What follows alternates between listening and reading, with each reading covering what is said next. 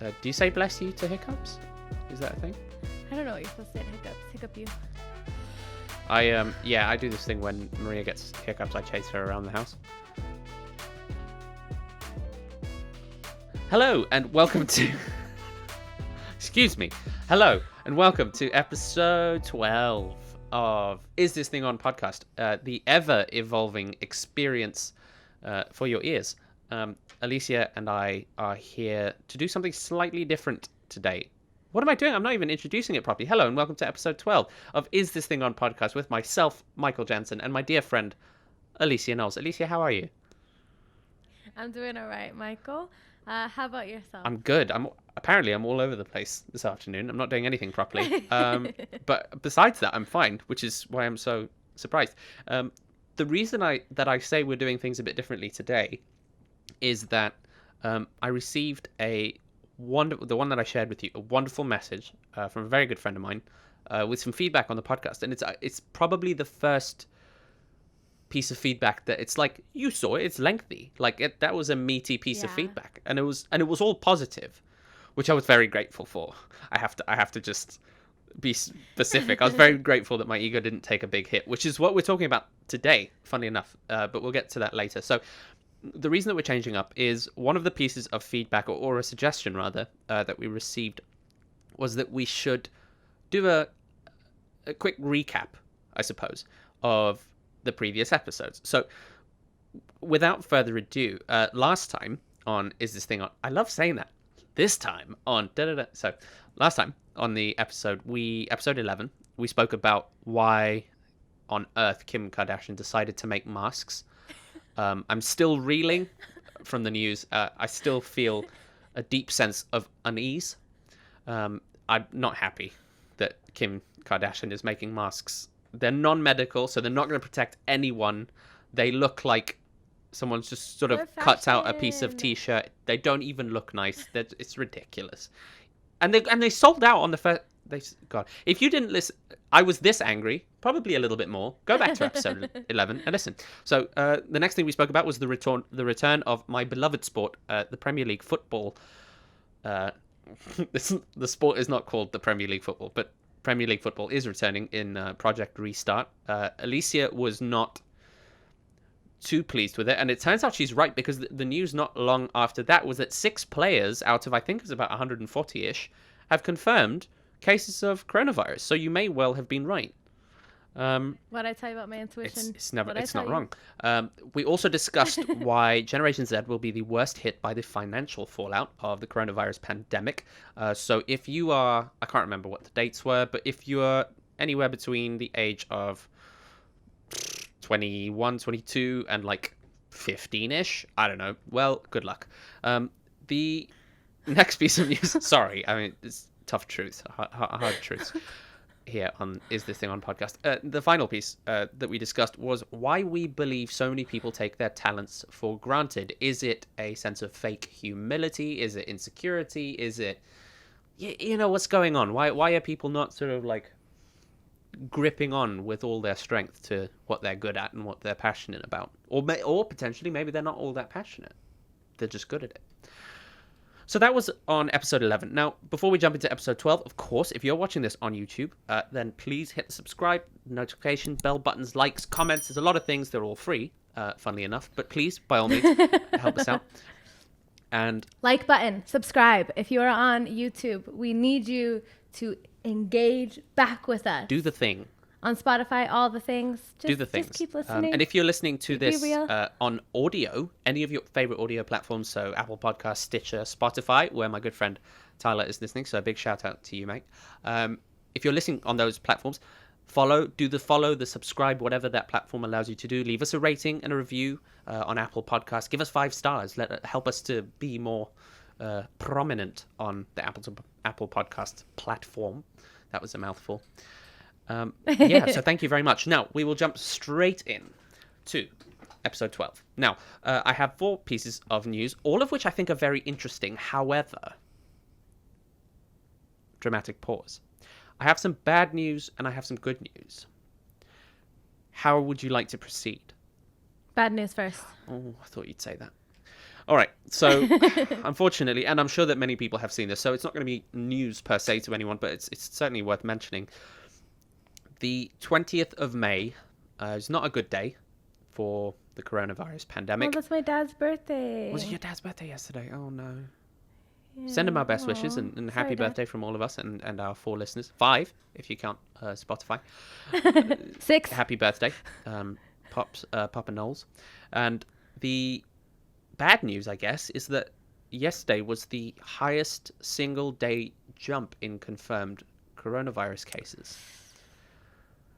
Internationally or globally. just in the US? So the head of the World Health Dang. Organization warned on Wednesday that the coronavirus pandemic is a long way from being over amid the largest daily rise in global cases. The WHO said 106,000 new cases had been reported to them in a 24-hour period. I'm not sure where they took. Wow. I'm not sure sort of what date, GMT or time zone they took that from, but 24 hours, 106,000, and it's not a pretty sight.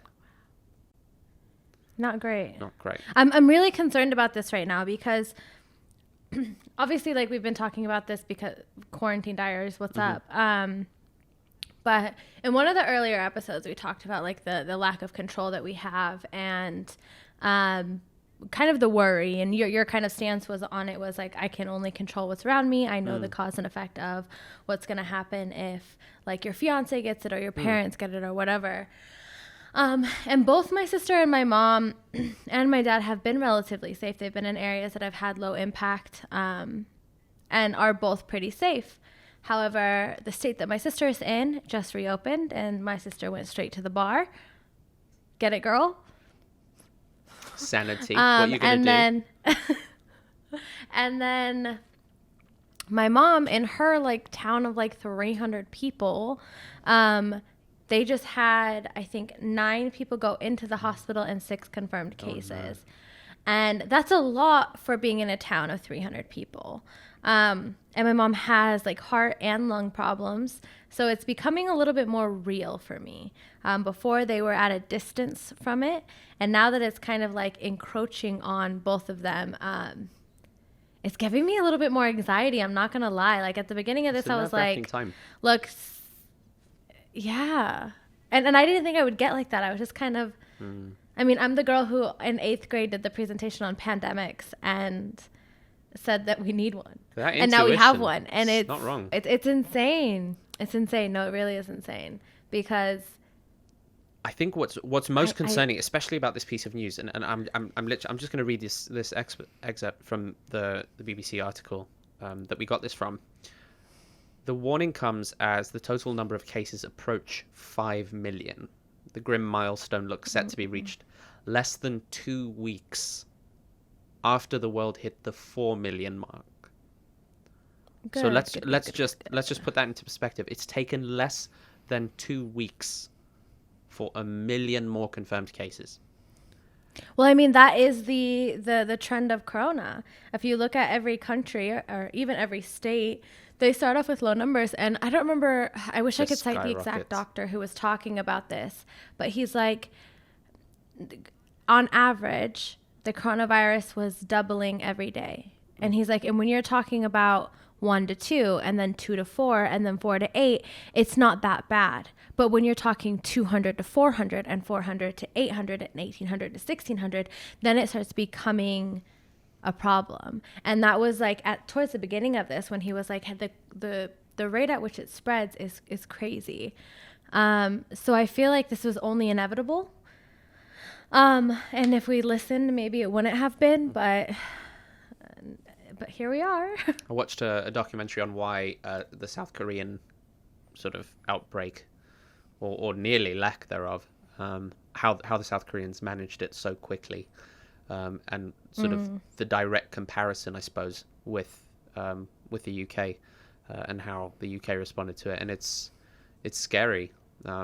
It's really scary. Like in a world where they're sort of making vacuum bags to get people out of buildings who have symptoms in South Korea, to make sure that there's zero air movement.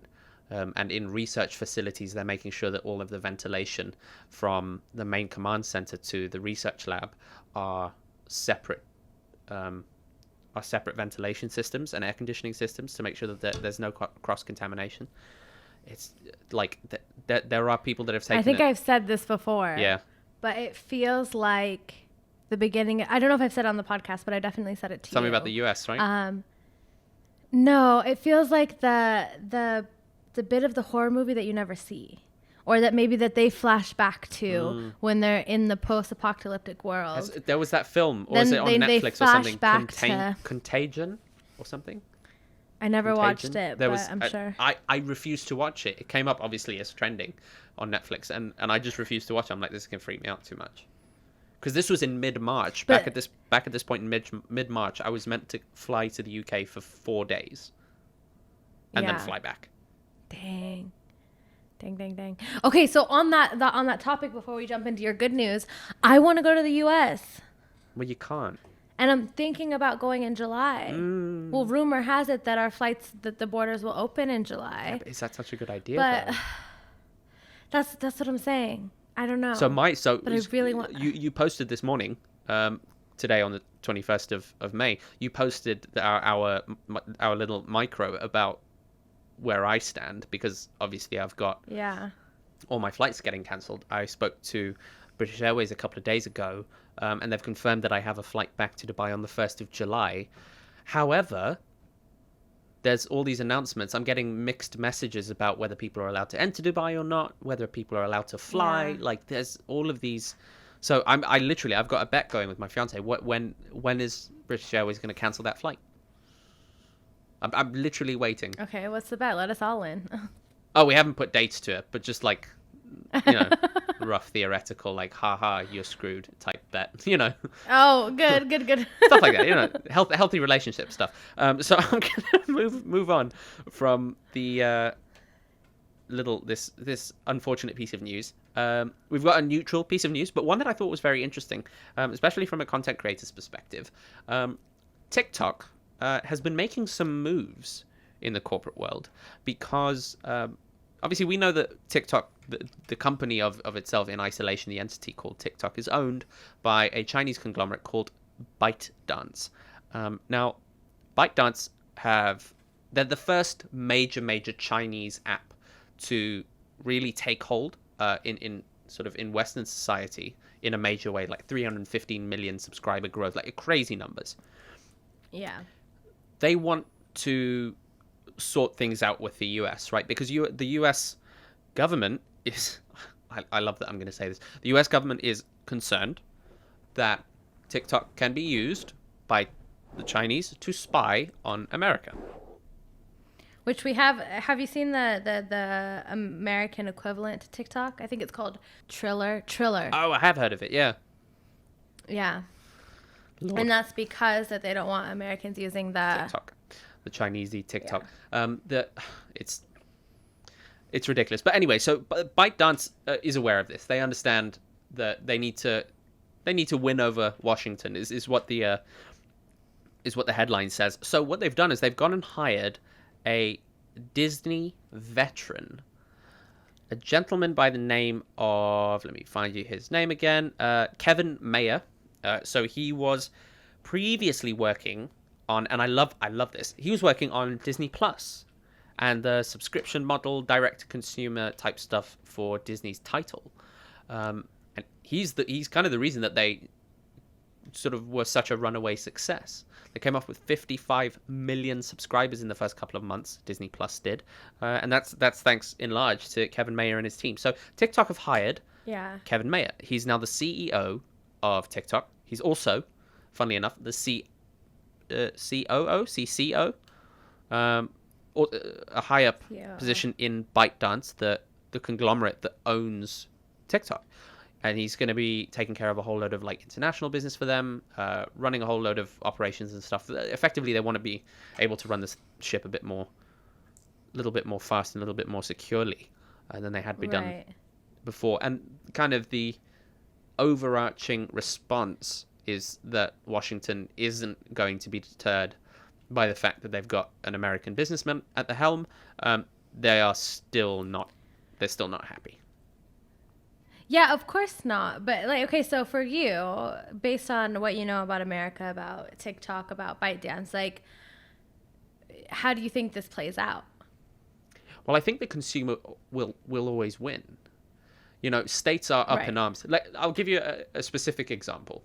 I don't know that TikTok's going to become the next Amazon, but I do know that Amazon doesn't pay tax because they build their headquarters wherever the hell they want, and certain states will offer them, you know, favorable taxation laws based on Right. whatever deal they have because of the fact that the damn company brings in money, generates jobs, And jobs. generates it, you know, Yeah. pumps money into the economy. Now, when TikTok grows, which it inevitably will, what's America gonna do? All the Gen Z are gonna be using it. By that time, freaking hell, half the bloody government is going to be using it. The same way that the government people are on Facebook, sort of like poking their friend from 1970s high school. Like, it's just, it's going to happen. TikTok is going to grow, Yeah. and there's nothing that can be done about it to stop it. Do you think that TikTok will last? That's an interesting question. I fear yes. So I mean, Yes. I'm asking this question in the same way that Vine didn't last. Mm-hmm. It's funny, that was the first Um, thing I jumped to Of in my course. head. And the speculation behind that was just Vine was ahead of its time. People weren't ready to consume that kind of content. Whereas now we are much more fast paced and much more like we need the instant gratification. So we're prepared to consume TikTok content. But do you think that we will continue to want to scroll for hours? Well, I think what we're facing is, let's not forget what, you know, you've mentioned it a couple of times that coronavirus is a blessing and a curse, right? But it's been a blessing for TikTok because the amount of people that have just jumped on it because they're like, well, yeah, I'm quarantined, bored, like I need something to do, Yeah. bored in the house, etc. And what do? So they need TikTok. Now, I would argue that in a world, when was Vine? Vine was like 2010. I want to say 2009? 2000. No, it was after that. I want to say 2011, 2012. Fine. Okay, 2011, 2012. Let's talk about a couple of interesting things.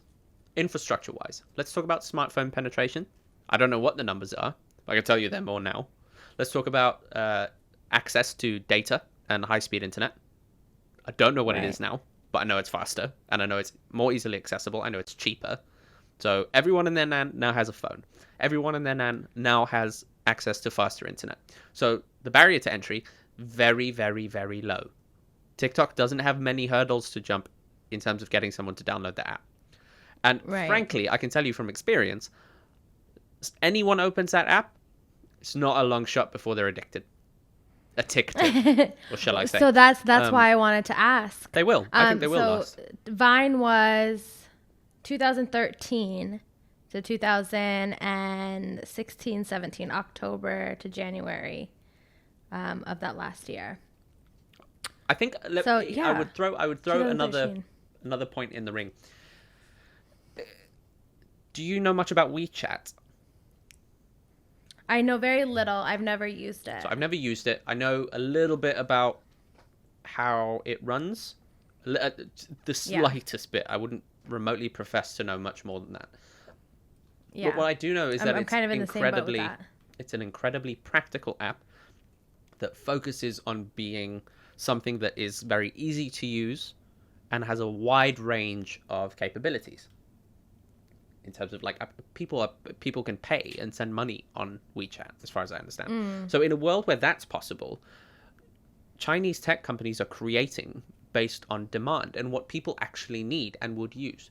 In a world where Facebook is buying up every bloody Tom, Dick, and Harry company that gets remotely anywhere close to being something interesting in the realm of Yeah. tech, when you have this one giant monopolistic godfather who dictates what gets done, you kind of start to see this, what's the word? It's not monotony, but it's uniformity in things. So you see the same kind of features on one app that you will on the other. You see the stories on WhatsApp, Instagram, and Facebook. That type of thing. Yeah. And also the capabilities. And of course, I barely use Facebook, so I'm not one to talk too much. But the wider set of capabilities are kind of... I don't know that everyone uses all of them. They're still great products. They're still great platforms. By no means am I taking shots at it.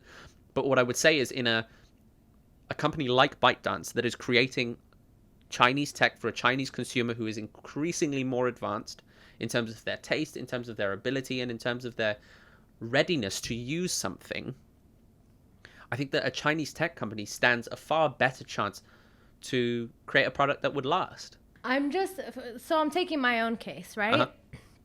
I find myself less interested in TikTok now. Why is that? Still intrigued by it.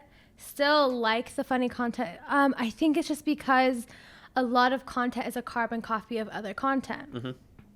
So it's a lot of people doing the same dances, the same songs. So when I'm scrolling and there's a trend, it's the same song on repeat, on repeat, on repeat, on repeat, and there's only so much of that I can do. Okay. Before I'm like, okay, I get it. And that's to say that if I just go onto my following page, I'm more likely to stay on longer because I've hand chose those creators. Oh, interesting. I'm the opposite. Who I'm interested in consuming. That's very interesting. I was the opposite at the beginning as well, but now I'm overseeing the same song 26 times. Yeah, fair enough. You know what I mean? Before I was consuming it. I will watch you do the same dance over and over and over again. But now I know what I'm getting into. And so when I open the app, I go see what I want to see from the creators that I like. And then I'm not sticking around on it for as long. And that's just been my journey with TikTok. And I don't create TikToks. So I don't create like where creators will go in and create a TikTok every day. So they're more apt to be on it, follow the trends, see more new, interesting content. But for just like your average consumer who isn't really engaging in the creation of it, will it last? Or will the creators just create the platform and just make that live despite if it stays as this like sensation and then just goes back down to, let's say, how it was maybe even a year or two ago? It's weird. You offer up a good argument and I don't necessarily disagree. There is a degree, there is always the risk of fatigue. Right. The risk of fatigue in that people would just get tired of it. As you say, if you're on the For You page and you're just seeing the same stuff over and over and over and over again, compound that over-itness, compound that over a couple of days and a couple of months and a couple of, maybe even a year's worth of being on the platform. I can see why someone might get tired of it and be like, yeah, I don't use it. I don't see them deleting it from their phone, but I That's see fair. it becoming. I wouldn't. I see it becoming a Twitter icon. Snapchat for me. Yeah, I get it. Snapchat still has never been deleted. I don't use it. I think I deleted it. I don't even think I still have it. I still have Twitter, funnily enough. It's weird. I get my news from Twitter. I pay attention to the news on Twitter a lot, which is weird. I don't think because it's bite because size. I've never used Twitter. That's fair because there's a limit. Yeah. It's just a quick headline. It's just something, and then obviously, like, if it's something interesting, then I'll be like, oh, okay, I need to know what's going on there. I think I follow like maybe 80 pages on TikTok, and like I think I have 20 followers or some craziness, but I've never used Twitter like the way that you're supposed to use it. Yeah. So I just don't have any content to look at there. You know what I mean? Like occasionally I'll find out a creator is on there that I like let's say Childish, for example. And I would consume Childish's Donald Glover's? Yeah, there was David and Donald and then all I could think was Donald Trump, and I was like, that can't be right. That's I was put it this way. Really let's talk about the content. If he ever comes on the platform, I'll leave. On TikTok? Oh my God, no. Like if he begins actively using it, I'm out. If you see Donald Glover making TikToks, that wouldn't make you so... If Will Smith was making like, oh, excuse me, yes, I need that content. Kevin Hart I know is hilarious. TikTokers will hate me for saying that. I love them. But that's only because he runs around saying, I'm making a TikTok. I know, it's making great. a TikTok. Because it gives me hope. It gives me hope that maybe one day I might be able to do things that are as stupid and inane as what he does on TikTok and still be relevant, which is great. I'm there for it. Fair play. Okay, so no, I'm down with all creators being on TikTok. Because I want to see what they would do that maybe isn't being done. All of on them TikTok, except Donald Trump. You know? I don't want to see what he would do ever. Oh my God, Donald Trump! I thought you were talking about Donald Glover. No. I literally use the words Donald Trump. If It hurt Donald me Trump to say gets the words, on TikTok, but oh yeah, geez, if he jumps on, I'm out. I'm so on board with that. Thank you for clarifying that so that people don't think I'm a raging idiot. Thanks. We're a worldly bunch here on the Existing On podcast. Shall we jump into our topic? I've got 2 more pieces of news actually, and I'm really enjoying the news section. Okay. Sorry, is that a bit much? We can skip them. I'm more than happy. No, I'm enjoying it as well. Okay, great. So we're good. So I want to talk. Hope you guys are enjoying it because we're going for 2 more pieces. I'll tell you what. I'll make these 2 quick. This one will be medium length, and then the last one. Yeah, that's true. I try very hard to keep things going at a good pace here on this show. I don't do a very good job of it because my co-host obviously loves to. She just loves to get into it. It's great. So moving swiftly along. I love to run my mouth. Yep, it's good stuff. Because she has an intuition that is valid, and she should keep that intuition. So the next piece of news is important for us. Hold it. Just let me get through it. Let me get through this headline. This is important for us. For you and I, actually, you should be paying attention to this. We are podcasters. This is very, very, very important news. Oh, I know where you're going to go with this. Go. Can I go? Do I have permission? I'm good? Yeah. Good. Yes. Yalla. It's weird even the words coming out of my mouth. Spotify paid Joe Rogan $100 million to bring all of his content exclusively to Spotify. The Joe Rogan Experience. Now, I say all his content. I mean, let's be specific here. The Joe Rogan Experience, his podcast show. Spotify has paid $100 million for him to bring it on the platform exclusively. Get the bag, Joe. Now, I'll tell you why I feel like this is so important. Because I'll give you a number. This is why it's so important. $100 million is the number. No, but I'll tell you why. Context for why that number is so important. Very, very, very seldom have we seen podcasts specifically validated to that extent. Given the validity as a mainstream form of media by a mainstream platform. Now, I'm not taking shots at Apple Podcasts. I'm not taking shots at Luminosity. They've got their exclusivity deal with Russell Brand. Like, that's great. But I don't know who else. If I'm wrong, please, comments, correct me. But who the hell is getting paid $100 million for a podcast? Joe Rogan. For a podcast. Who else? That's insane. And I'll tell you, again, I'll give you that context that I was talking about, the number. Music writer Ted Giola from PRS for Music. He said that a musician would need to generate, I love this number, 23 billion with a B, 23 billion streams on Spotify to earn what they're paying Joe Rogan for his podcast rights. Spotify values Rogan more than any musician in the history of the world. But do you understand why? Like, so first of all, there was rumors. I only read about them maybe before the new year, so maybe like November, that Spotify was going to go bust.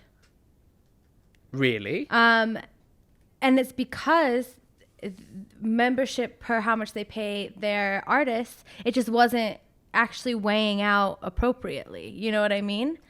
And so if you have a content creator like Joe Rogan, who will pull audiences no matter where he is, and the key thing that they did here, which is incredible, is that it's free. So you actually don't need to have a subscription to Spotify to watch listen to. I think they're going to start doing video as well, though. But they do. Spotify does video. Yeah. See, look. So for you to consume his content, you do not need to pay an extra subscription. But how many subscriptions do you think they'll turn over just from having Joe be exclusive to Spotify, from just generating those numbers onto Spotify. So I'm literally loading the page now. I'm trying to get the figure. Unless you know off the top of your head, how many subscribers has Joe got on YouTube alone? I don't know. I don't know that off the top of my head. I'm waiting for the screen to load. Of course, the internet is when I'm trying to give you this one. But I have good internet, so if you give me 3 seconds. Here it comes. 8.43 million subscribers. Yeah. And then let's just go look at how many views on his average latest one, 1.7 million. 1.7. The Tony Hawk interview. Before that, 900K. Before that, he has one with Elon Musk with 13 million views. Man. With Dr. Rhonda Patrick, 2.8 million views. Like, if you're bringing those views to a platform that I don't even want to say a year ago, had talks about it not being able to live, of course, you're going to throw all the money at that you can. 100%. To take that market share. And you know what I find the most interesting as well is the controversy. Of course, there was going to be controversy. It's such a power move. Of course, there was going to be an issue. For everybody involved, that's a power move, in my opinion. The thing is, YouTube. Now, I've been spending a lot more time on YouTube recently. I love YouTube. I love this platform. It's great, and it's weird that I'm giving my opinion on this, but because I'm not that big a fan of Joe Rogan. I don't like not in the okay. Everyone, calm down. Slow down. Just relax. He's fine. To be honest, I don't consume his content until there's something that happens, like with Elon Musk when there was a controversy. Okay, I watched that episode. Like, I don't consume Joe Rogan's content until it's being discussed. But the fact that it is such a part of our culture right now to discuss Joe Rogan's podcast, and that his podcast can make real news. Yeah. Like, he deserves it, in my opinion. All day. Sorry, I'm going to let you talk and stop interrupting you. What were you going to say? No, that was kind of where I was going. But that wasn't where I was going. But it's a good point, and I agree with you. Where I was going, I completely lost it. Where I was going was the fact that, having spent more time on YouTube now, YouTube users, people who are consuming content on YouTube, oftentimes are very, very particular about consuming their content on YouTube. They are die-hard YouTube consumers. And I get it, because it's a great platform. I really, really enjoy it. I've kind of always taken it for granted it as a hold-all for content. But it's brilliant. I love it. I love YouTube. So, how many people... This is the whole question. I guess it's the question that Spotify is asking themselves. Joe Rogan's asking himself. Everyone's... The community wants to know. What happens to the YouTube subscribers? Will they take the leap? I don't even think it's about taking a leap. You have Joe Rogan fans. This isn't about YouTube subscribers. This is about his fans. You know what I mean? Okay, even if you take his number here, 8.4 million, even if you say only 2 million of those people are Joe Rogan fans, right? Like diehards will go anywhere that he goes. That's 2 million people that you can shift over to a platform to start consuming that content. And I don't think it's about YouTube. The YouTube subscribers are never going to leave YouTube. But will they take a visit over to Spotify to consume that content? Of course. And I guess what it really comes down to is, will they...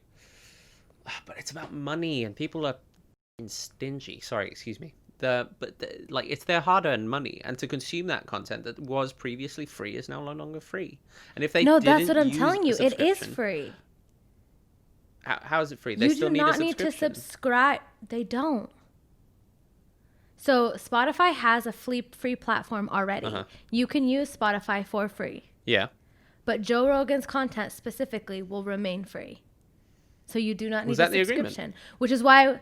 Yes, that's what I was just saying. What they did right was made it so that it is free.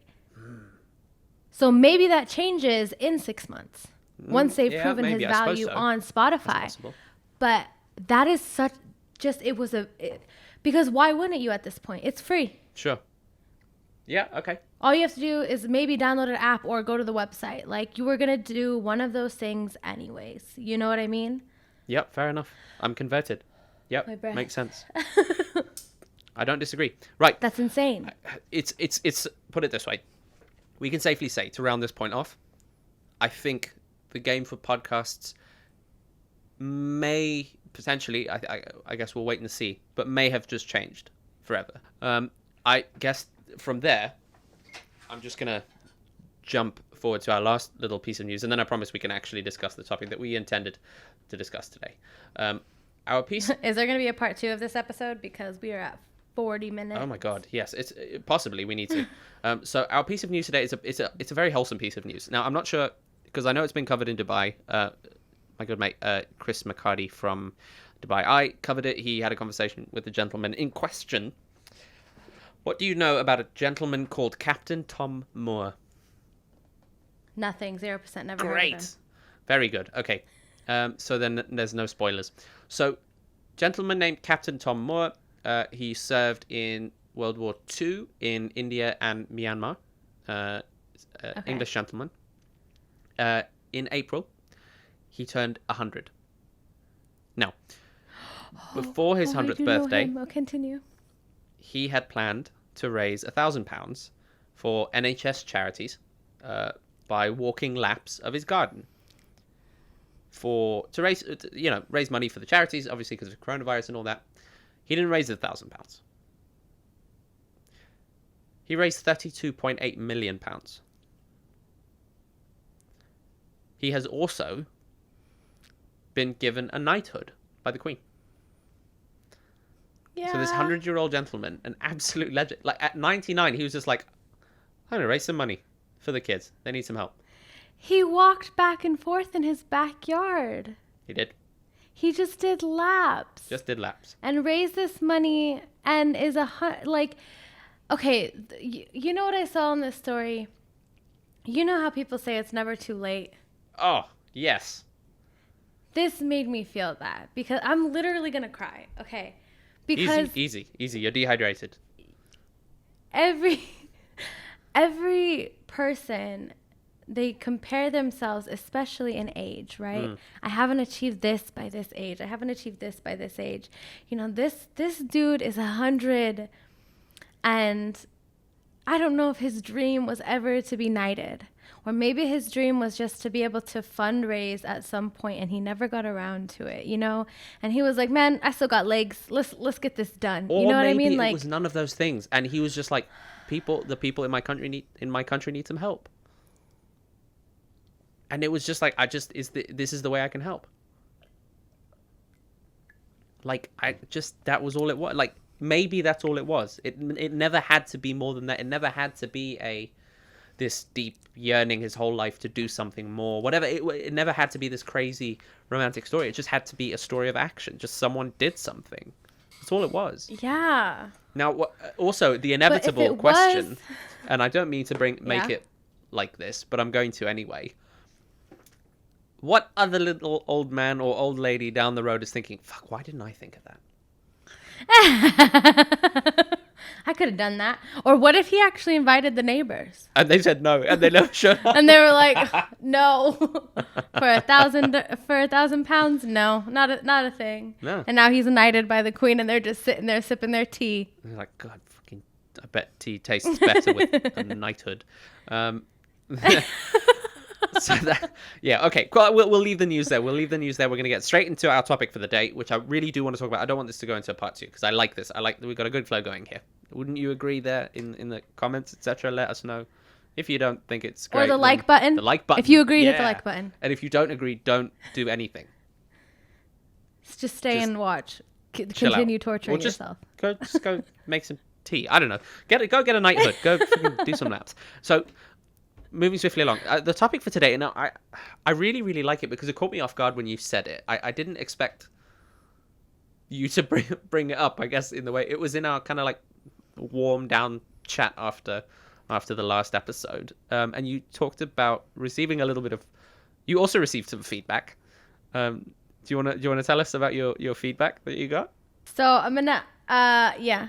I don't want this to discourage anybody from giving us feedback, though. Like, give us feedback. We need it. We definitely need it. Like, we need to know what you guys want to hear from us, what you guys want us to talk about. If you guys like the flow, if you don't like the flow, whatever it is. But some people don't like consuming long form content. Mm-hmm. And that's fine, to be honest. And the podcast probably aren't for you, if we're being really real. Well, the if you're whole thing, watching at this least. and you don't like long form, exactly, and you don't like long form content, you are a trooper. You're a champion, and I love you. Should I say who it's from? That's up to you. I think that's Michael the major point about it. So I was talking to my sister. My sister I don't even think she has a YouTube account. Mm-hmm. I think she just has like the app, Yep. and that's it. So she's not a big on YouTube content or consuming YouTube content at all. And she's like, oh yeah, so me and Mom were talking about your podcast the other day. And I have to be honest with you, Alysia, I made it to minute 12 and saw that there was 40 minutes. And I was like, I can't do this. And then she goes in to say that I think what would be better is if you do short, funnier content, so people actually want to watch it. And to tell you that my blood pressure raised. She meant it nicely. Significantly. Let's just She did. She meant From a it like, hey, I just think this would helpful help place. you. And the fact that it was my sister who knows nothing about content creation, I was like, how dare you tell me how to do my podcast? I didn't say that. Obviously. I said, okay, cool. So what are you eating for lunch? Like, but there was this bitterness in me, and I think it was ego. And that's kind of where we wanted to go into this conversation, is my ego got ahead of me, and the fact that I felt, I don't know, entitled to something, or like I was better than her criticism, or whatever it was. And it wasn't even bad. It wasn't even like your content's crap. It was just like, hey, I think this would be more engaging. And so I had to take a step back. And this took like a full day, or not day, like maybe like 12 hours, where I had to actually like deconstruct this in my brain. And we've talked about personal growth and some of the things. And one of my biggest weaknesses, I think, is my ego. And I had to then go and thank her, because she was right. And me and Michael had already been discussing creating shorter form content. But I also didn't want to go, yeah, well, we're already doing that. Like, we know. Like, you don't have to tell. I should have just thanked her, because she was genuinely giving me back a piece of feedback that was good, constructive criticism. So I sent her a voice message actually thanking her and saying that it's something that we're going to implement, which we are. And that was all cool, except I then had to evaluate myself a little bit. Why did that piss me off so much? Like, why did I take that and just take so much offense to it, as if she had slapped me in the face? Like, she did nothing. So I was talking to Michael about it afterwards, and talking about how like our ego kind of gets ahead of us sometimes. And so we wanted to discuss that. Thoughts?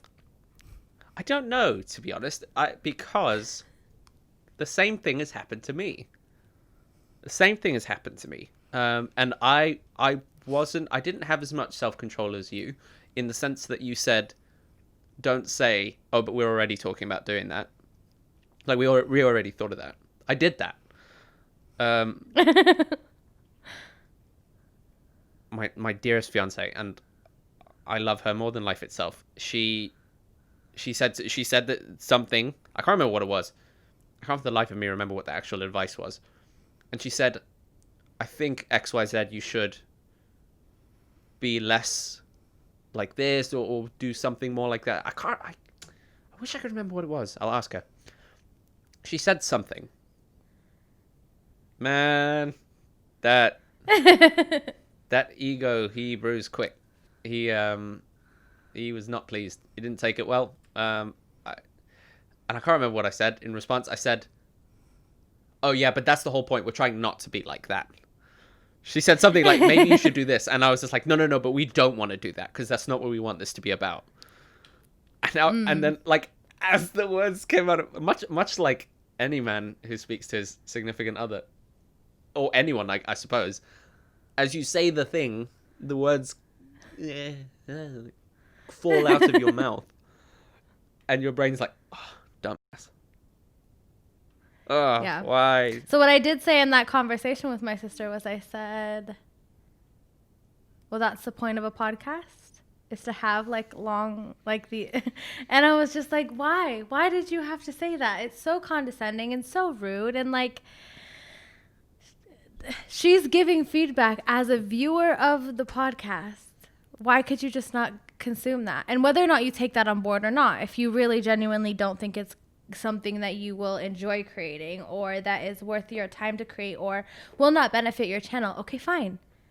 That's fine. That's also a thing. But don't, for me, I just didn't want to like completely dismiss it as if, oh, who are you? You know, It's kind of like we're like 5 episodes in. Like, we know what we're doing. Like, talk to me. We're experts. Yeah, exactly. And man. that was a big problem for me.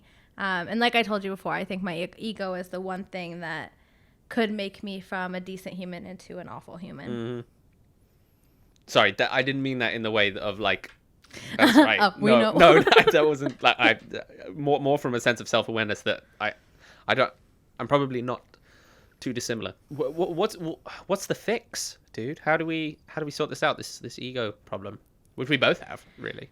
I honestly don't know. Because my house is made of very thin glass, and I'm trying really hard not to throw stones. because no, throw them like. I want to say real recognize real or ego recognize ego. Like, you know, it's fine. Not sure. I want to lean on that one. It's just more about accepting it, and I don't know how good I'm gonna be ever at in the moment correcting. Okay. Maybe that's something I'll build over time. I hope, because I hate it. I really do genuinely dislike it. The ego or receiving feedback? But for both. No, the ego. And so for me, the reason that it took me so long to actually send my sister a message was because I was battling with this this feeling that if I said that, it would make me inferior. That if I conceded that I appreciated her feedback and that it is something that we're implementing, and then actually had that kind of discussion back and forth, that it somehow would lessen you. Yeah. Or made it seem like I didn't know what I was doing, or that I don't know, that it just made me weak. Yeah. And so I had to wrestle with that a little bit. And it was more just like me thinking, okay, if you send this message, what changes? Does the podcast somehow become like her podcast? Does a bit dramatic, but no, does it change? Yeah, no, I mean, exactly. That's the drama behind it. It's not. It changes nothing. You're not really. You know what I mean? All it does is, for me, and I don't know if anybody else can or has experienced this, but once I sent the message, there was this weight lifted off me. Because I was consumed by it. And I think a lot of people with an ego problem are. What was the message that you sent in the end? What was your middle ground? I said, hey, sister, I think I was a little bit weird about this earlier. Really? Did she give you the feedback on the phone? I just wanted to say, yeah, we were on the phone. Ooh, that's even more difficult. Yeah, it wasn't like like I didn't have time to like. What did you say in the moment? Just like, I said... Sorry, you can tell me to bugger off and be super nosy, but... No, it's fine. I said, yeah, okay, but that's the point of a podcast. Like, I think it was something along the lines of, like, in audio, like, people are more apt to listen to pieces of content longer than just, like, short 3-4 minute pieces of content. I kind of explained it a little bit, which was all valid. Sure. But I don't know how it was received it was or valid, how it was but it came from said. A place of, like, of self-defense. Irritation. Yeah, exactly. So then I sent her the follow-up message, and the stress just lifted away, and it was a realization for me in that moment that there's no reason for me to hold on to that. Yeah. And again, because ego is a problem of mine, and if anybody has this problem, maybe you will be able to attest, we hold on to it and let it fester. And just like with claws and everything, like, I'm not letting this go. This is my irritation. This is my way of being, like, who is she? Who does she think she is? And the second I just like let go of that and just said, hey, thanks, sorry for being weird about it. Like, you're right. We do need to create these pieces of content. Like, I've talked to Michael about it. Once I let that out, that irritation and that frustration that I had been feeling for literally the whole day because I'm a crazy person was gone. And I was like, okay, so you've just been torturing yourself for the last 12 hours over something that was so easily dealt with. Yeah. And again, I guess I don't know if that helps anybody. I don't know if that's going to make anybody feel better. But for me, in that specific moment, it was what did the trick. I think, and it's weird. I almost want to double down a bit, because I think there really is something to what you said about, like, you lose, if you concede, do you lose ownership? And that's interesting, because I'd love to do like a deeper study on, or spend more time researching about like the psychology of a creative. And that's not to say that all creatives have the same brain, but the idea that anyone criticizing your work, regardless of what kind of creative work it is, it's kind of like, no, but I made it how I wanted it to be, and I wanted it to be like that on purpose. It's not like I was just like, it wasn't a fluke that was the piece of content that got created. And so, what do I know? Sometimes it is, but to a certain degree, it's almost, I don't know if the word is ungracious. It's ungracious to turn around and snap at someone for giving you feedback, but how do you rationalize and sort of, I guess, manage? I don't know that manage is necessarily the word, but how do you manage that feeling? Because like I said, so going back to episode, was it 5.5, where you unpack the feelings that you had in that moment. You felt maybe angry, you might have felt disrespected, you might have felt a bit like belittled, whatever the feelings were in that moment. And I don't mean to like psychoanalyze you, because I don't have a psychology degree. It's perfectly fine.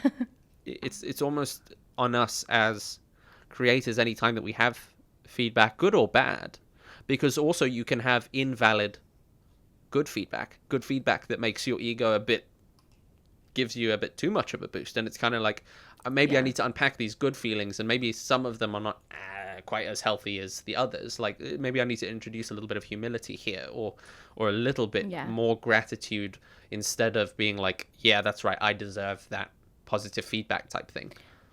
Well, Gary Vee says something along those lines, is like, you can't focus on the hate, but you also can't focus on the praise. You have to keep that medium, because if you're not going to listen to the negative side, you can't listen to the people praising you either. You just have to keep creating what you're creating.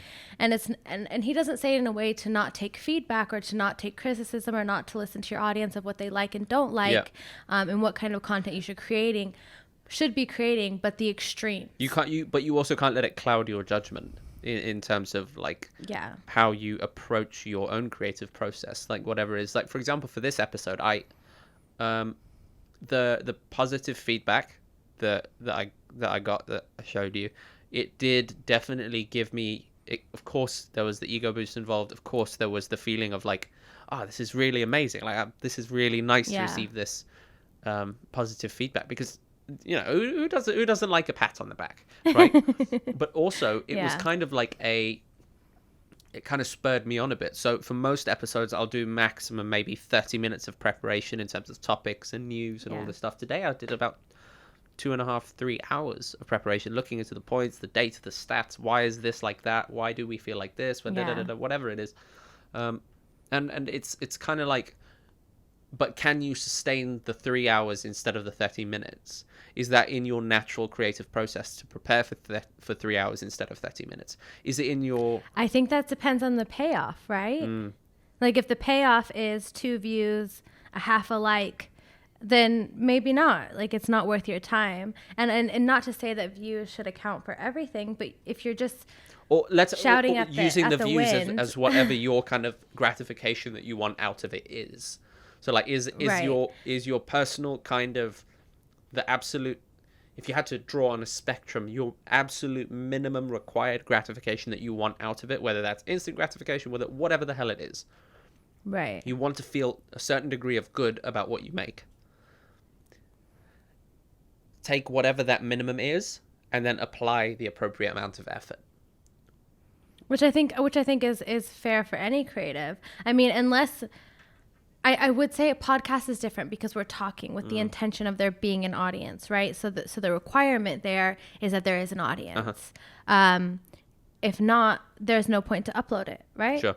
There's a point for just me and you to have a chat. We could have a twice weekly chat and be done with it. Yeah. Where you have a medium like, let's say for me, poetry or painting or sketching or that kind of medium where it's an outlet for the artist. Yeah. Not necessarily for eyes, right? At that point, to a certain degree, I would also argue from a selfish perspective that this is equally an outlet. Maybe not to the same degree as but with a desired outcome, where I would say that like poetry, I'm letting out a story because I need to get it out of my head and out of my heart, and I just need it somewhere else. I need it to be stored on a page. I need it to be there. This is a creative outlet with the intention that we want other people to respond back to us. Sure. You know what I mean? Yeah. So I definitely consider it an outlet. I would agree to that 100%. But I would assume that if we maintained our numbers right now, that this would not last more than maybe 6 months. You know what I mean? Really? because you don't think so? You think you would just tap it? I would, because that was for long. Yeah, because I'm on it. really enjoying it. This would bring up that meme of like, was it as good for you as it was for me? Clearly not. But the point comes down to like, no, but I do enjoy it, that's I would point, continue though. it. What I'm saying is there's that, like a when you remove that expectation or the like the expected outcome, to use your phrase, when you remove that entirely, would you continue? Would you still do it? And frankly, I probably would. Okay. But then to go back to your point, would you do the 3 hours of research over the 30 minutes? I don't have enough data yet. I don't know because I hadn't done the 3 hours before, so I don't know. Like the reason that all 4 of our news points went so long is because there was so much, like in my head, I was like, yeah, okay, I know this thing, and you know this thing. I need people to think I'm clever. I need people to see me say this thing, and then whatever, right? Like that moment of your, what's the word? When you have your blank canvas, all the ideas in your head that you want to incorporate into this one art piece, whether it's 30 minutes or 3 hours, the reflecting art piece should theoretically be different, in the sense that you've put a different degree of mental attention. You've applied a different degree of mental attention. I feel like I'm just talking in circles again. This is no, but I think it's valid. So I guess to kind of circle it around. Oh, you're a circle back person. Let's circle back. I don't know what a circle back person is. Neither do I. I just heard I don't know what that means. And so many people got so you're so triggered circle when back I heard person. it. Yeah. When I saw it come out the first time, so many people got so triggered that I'm kind of like, I'm just gonna use it now. I have no idea. This is my thing. Yeah. So, are you a circle back person? I'm not interested. I wouldn't normally say yes, but actually, I feel quite comfortable with you, so yes, I am. What's the stigma against the circle back people? What is the stigma?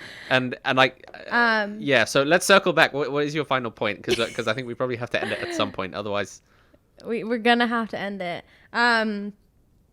Do you think that in the long term or in the short term, the views, the likes, the downloads are attached to your ego in any way? Ooh. I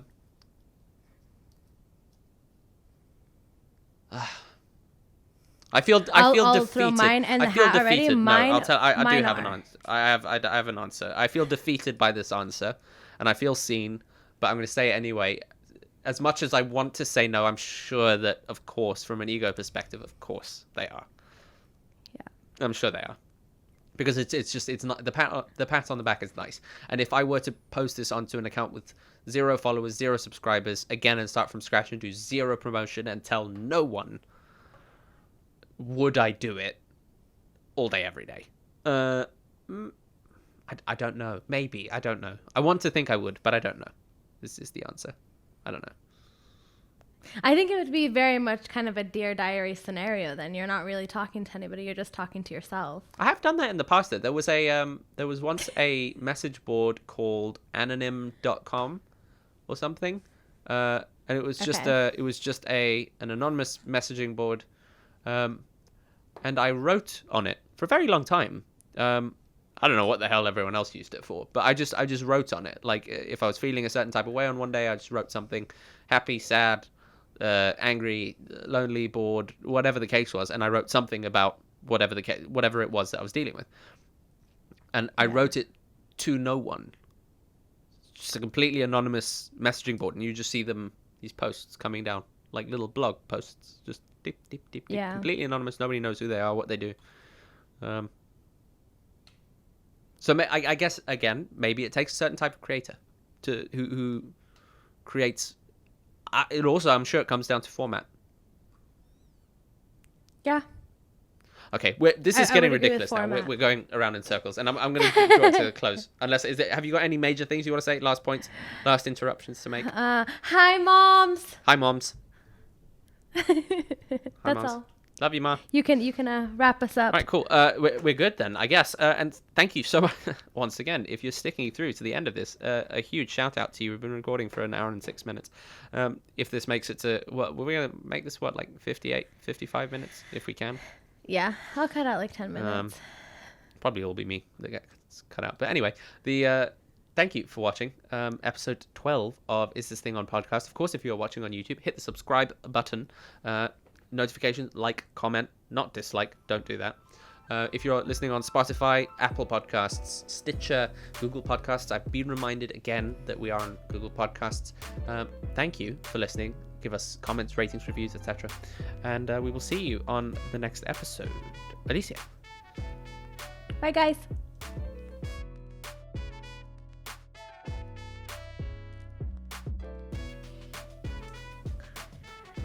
Okay, so are you just staring at the camera? Are we done? Or did you freeze? Wait, are we done yet? We're good? We're done. Can I click stop? You cannot click stop on your audio. You can stop looking at your camera like a weirdo, though. You can do that. Or not. It's so weird because I can see your eyes moving, but you're very still. I'm trying not to which is cool. scare them away.